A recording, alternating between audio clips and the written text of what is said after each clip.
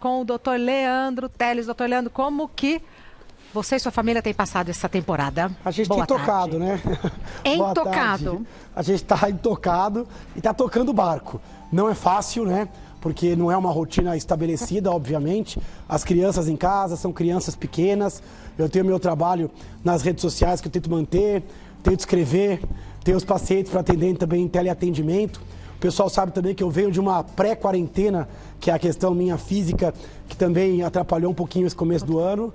Mas a gente tem tocado da melhor forma possível. O mais importante é tentar proteger o outro e torcer para que passe logo essa onda e a gente restabeleça o dia a dia, né? Perfeito. Antes da gente começar a nossa conversa, vamos acompanhar uma entrevista que a repórter Pamela Domingues fez sobre um projeto gratuito que dá o primeiro atendimento a pacientes com sintomas de coronavírus e auxilia na identificação de quem deve ou não ir ao hospital. Depois a gente volta e retoma essa conversa com o Dr. Leandro Teles.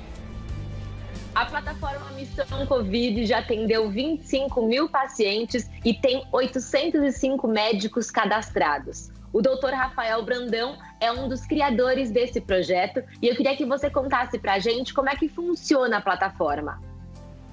Obrigado, prazer estar aqui. Bom, a plataforma é super fácil de ser utilizada, precisa entrar no site www.missãocovid.com.br e lá vão ter dois ícones, sou médico e sou paciente. Caso você seja o paciente, clique no Sou Paciente, você faz um cadastro e entra numa fila de espera. E dentro de algum tempo, o médico entrará em contato com você. E esse atendimento ele é gratuito? 100% gratuito, exatamente. Os médicos são voluntários, os médicos estão lá, são voluntários e os pacientes também não pagam nada. Pelo que você está me falando aqui, você está com dor de cabeça, nariz escorrendo, fez um 37, foi o máximo de temperatura, não está com falta de ar. A Vanessa Moraes é uma das pacientes atendidas pelo Missão Covid. Eu queria que você me contasse, Vanessa, o que te levou a buscar a plataforma? Foi uma indicação, né, de uma amiga minha. Eu comecei a sentir os sintomas, né, e com medo de ir até alguma unidade de saúde por estar muito cheio, não estar com sintomas e terminar contraindo. Eu peguei e me cadastrei na plataforma. E em seguida, assim, coisa de umas 2 horinhas, eu já tive o retorno, no caso do Dr. Rafael. Logo em seguida, ele fez uma chamada de vídeo comigo, para poder me avaliar melhor, né? E como foi a consulta? Como que você se sentiu sendo consultada mesmo à distância? Foi maravilhoso, porque ele me esclareceu todas as dúvidas que eu estava no momento.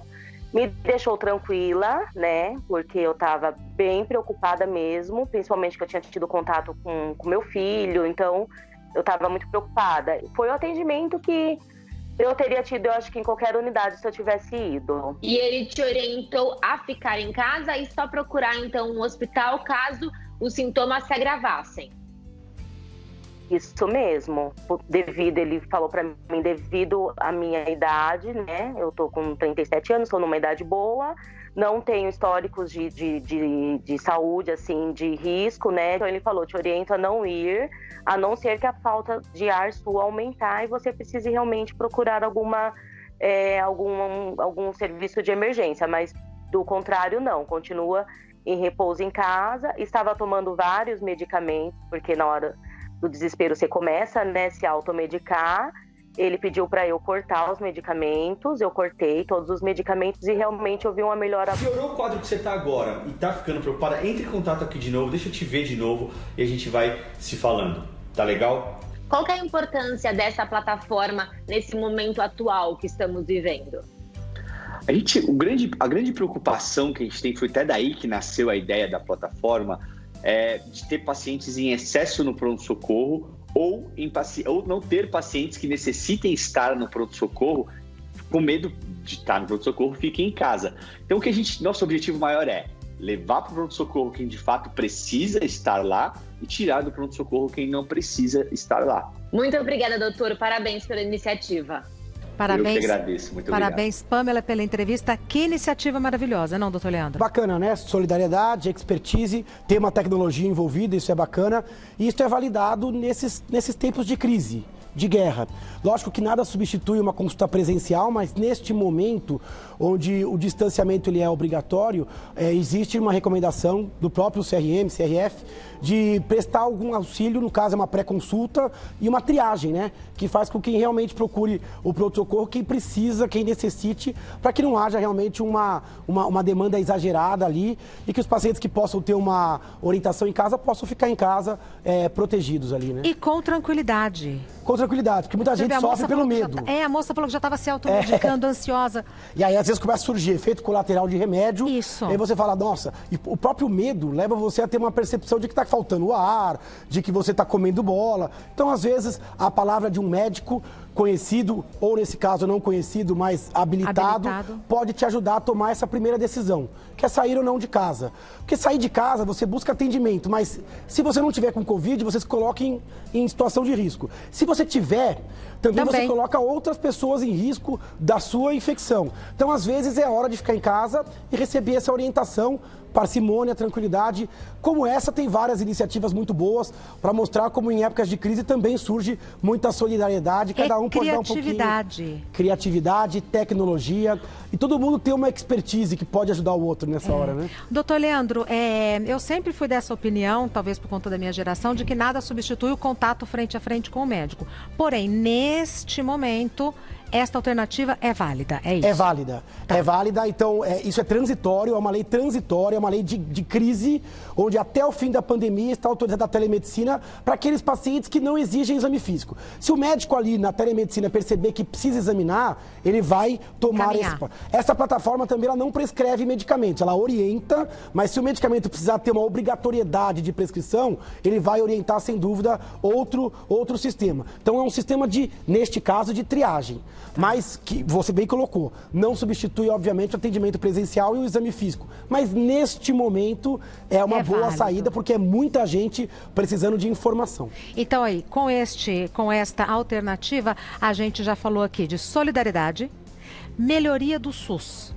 Interessante, né? Essa arte, inclusive foi uma arte proposta ali pela Letícia, que é a nossa pauteira, coloca do lado de cá, coloca do lado de cá em balõezinhos coisas que preocupam a gente. Então, muita gente está com muito medo, tem gente com crise de pânico em casa. Ao lado dessa epidemia de Covid, a gente tem uma epidemia também de saúde mental, né? E cada um responde de um jeito. Tem pessoas mais irritadas, mais depressivas. Então, é muito importante cuidar disso. Você tem a questão do luto. Ela colocou no segundo balãozinho ali o luto, ó.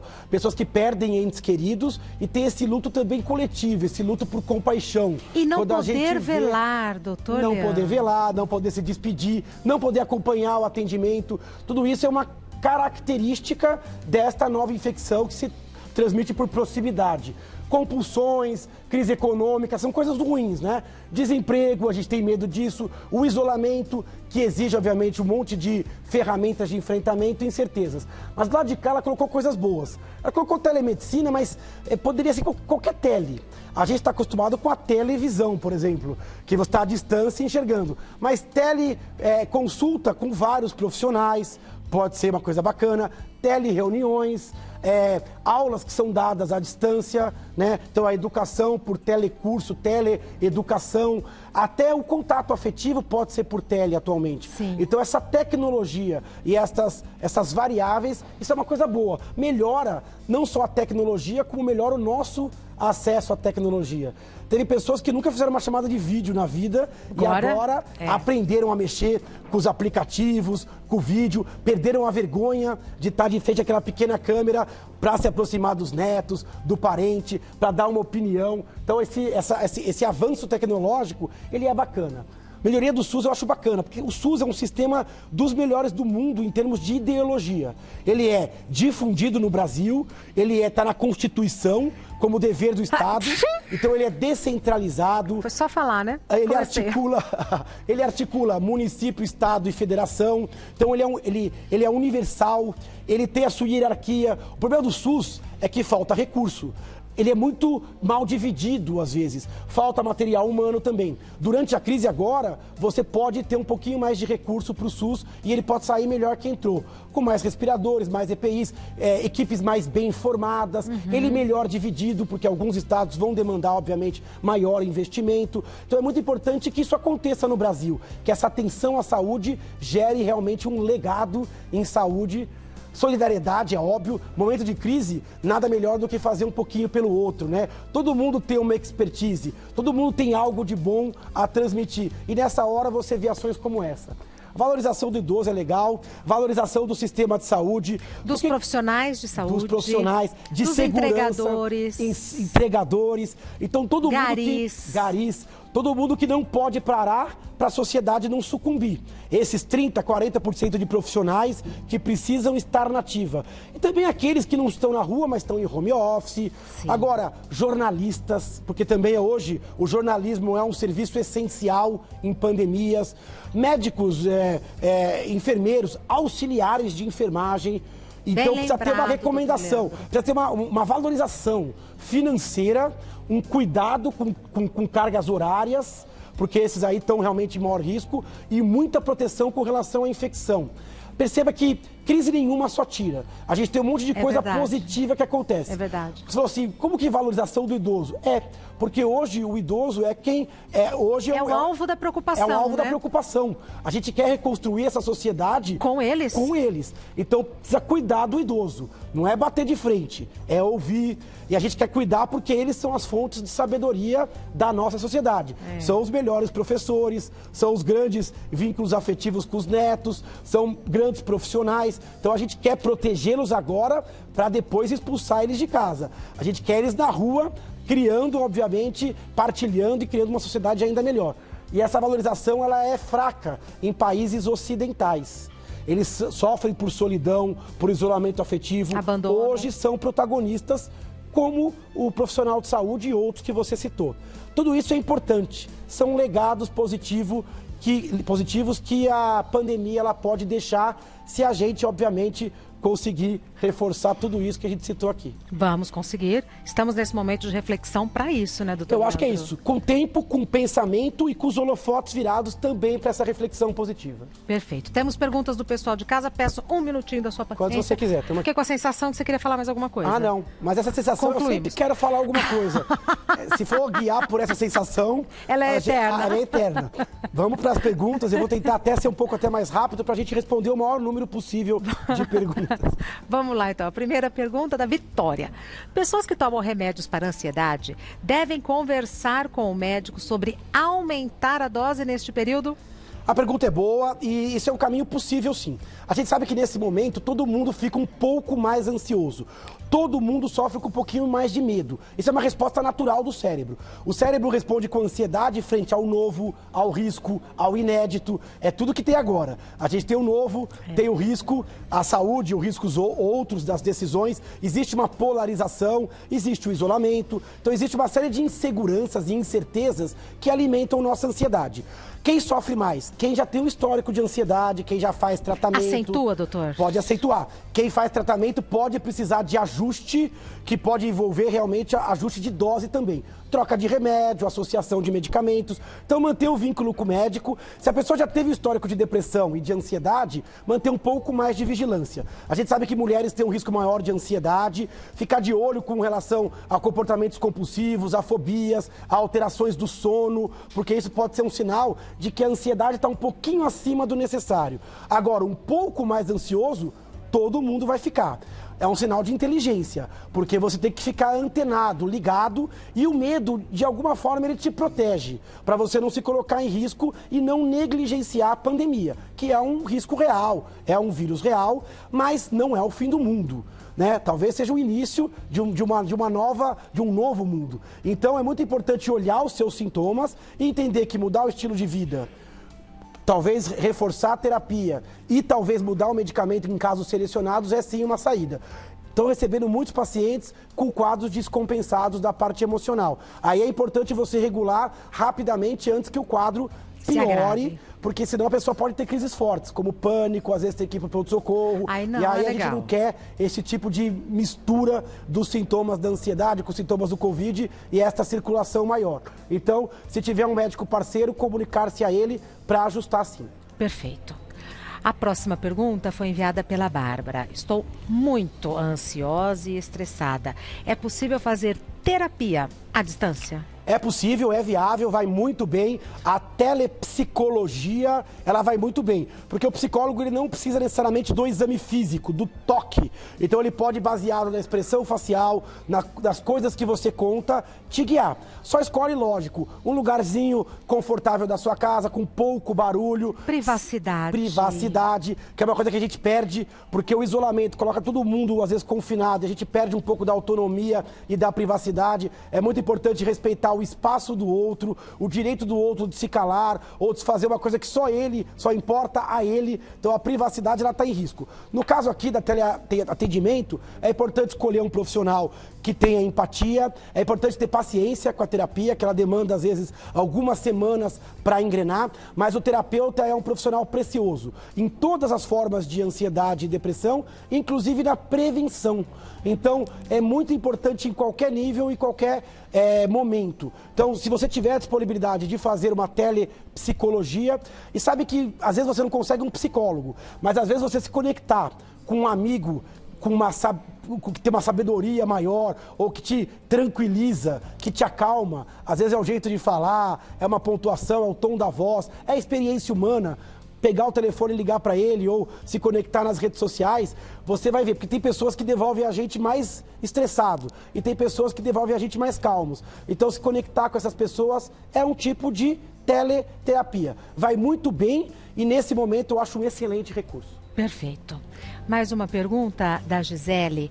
Como evitar o estresse pós-traumático após essa fase? Eu não tinha pensado nisso. Outra pergunta importante, a gente olha muito do que está acontecendo agora, pandemia, Covid, mas depois disso, será que a gente vai ter mais depressão, mais ansiedade? Existe um risco dessa doença que chama síndrome do estresse pós-traumático. É quando você, depois de um mês, tem que passar 30 dias do término daquilo que te deu estresse e você continua com pesadelo, revivência, ansiedade ou uma certa sensibilidade de qualquer coisa que me lembre aquela situação, eu já fico desesperado. A gente vê isso em filme de guerra, onde o cara volta da guerra e continua meio alterado. Parece que a guerra não saiu, né? Isso. Ele continua com pesadelos, ou ele ouve um estampido e já fica desesperado, tem crise de pânico.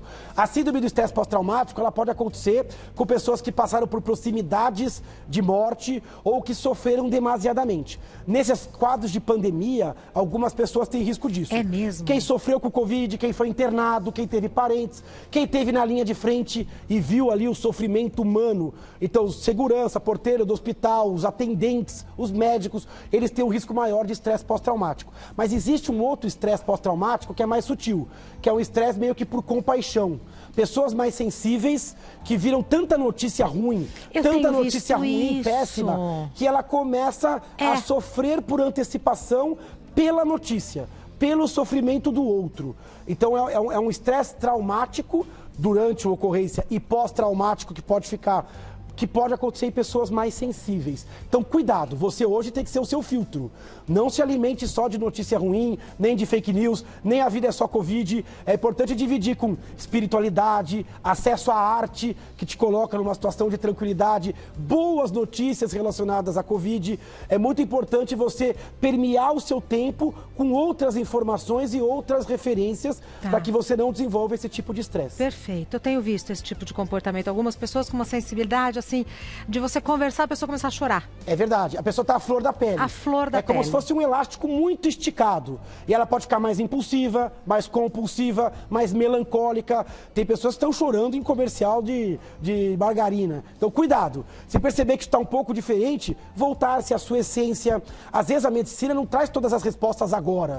Mas buscar na espiritualidade, na arte, buscar as pessoas que você gosta, ocupar o seu tempo, gerenciar o seu tempo. Nem tudo é Covid, nem tudo é pandemia. Cuidado com os seus ciclos biológicos, como alimentação, como sono, vigília. Tudo isso vai fazer você ficar mais resistente e se fortalecer. Perfeito. O Dr. Leandro Teles é médico neurologista. O site do Dr. Leandro é leandroteles.com.br, leandroteles.com.br. O Instagram do Dr. Leandro é neuroleandroteles, @neuroleandroteles. Tem feito lives? Tenho feito lives diariamente. Olha só, então, hoje todo tem? dia live de 1 hora e pouquinho, até derrubarem a gente ali. A gente conversa sobre bastante assunto, então a parte social que eu mais, a rede social que eu mais uso é o Instagram. Então, Neuroleandro Teles, hoje a gente tem tentado sortear livros, tem tentado colocar também outras modalidades, falar com outros profissionais. Queria, inclusive, te convidar para a gente dividir uma live um dia. Quando quiser, vai ser um prazer. Ótimo. Então, a partir de hoje, nas redes sociais. Os livros também estão... Hoje a gente vai fazer às 7 horas. Tá, mas eu posso ter os livros pela internet? Consegue os livros pela internet, ou para receber em casa com condições de higiene, ou por leitura digital, no celular, no computador, facilmente ali nas livrarias virtuais. Perfeito. Então hoje o compromisso com o Dr. Leandro, 7 horas da noite, no Instagram Neuroleandro Teles. Deve ser uma live muito gostosa de participar, doutor. Eu sou suspeito, eu gosto de fazer. Espero que as pessoas gostem de participar. Em breve faremos a nossa. Vamos marcar. Um beijo para as meninas. Para você também. Obrigada por ter vindo, viu? Obrigado.